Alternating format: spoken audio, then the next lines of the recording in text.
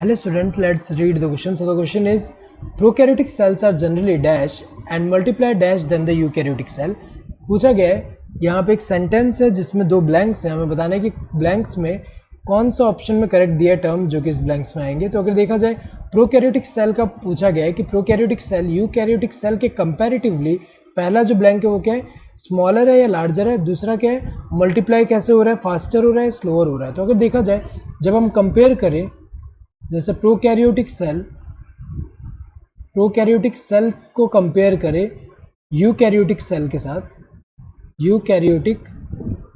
के साथ तो साइज़ के हिसाब से हमें पता है कि साइज़ जो है प्रोकैरियोटिक सेल का स्मॉलर होता है, स्मॉलर है as compare to eukaryotic cell. And eukaryotic cell का क्या होगा यहाँ पे साइज लार्जर होगा as compare to prokaryotic cell.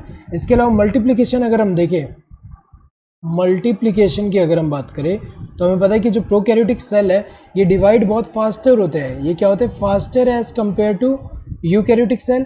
And eukaryotic cell जो होते हैं उनका जो डिवीजन है यहाँ पे हमें पता है multiplication slower as compare to prokaryotic cell. जैसे एग्जांपल अगर हम देखें यूकैरियोटिक सेल का, जैसे ईस्ट हुआ, ईस्ट में हमें पता है कि जो मल्टीप्लिकेशन अगर हम देखें अराउंड 90 मिनट में सेल जो है मल्टीप्लाई हो रहा है. जबकि यहाँ पे अगर हम देखें जैसे ई कोलाई की अगर हम बात करें तो जो ई कोलाई होगा, ई कोलाई की अगर हम बात करें, जो ई कोलाई है ये कितने में करता है, ये अराउंड अगर हम देखें तो 20 मिनट्स में मल्टीप्लाई करता है.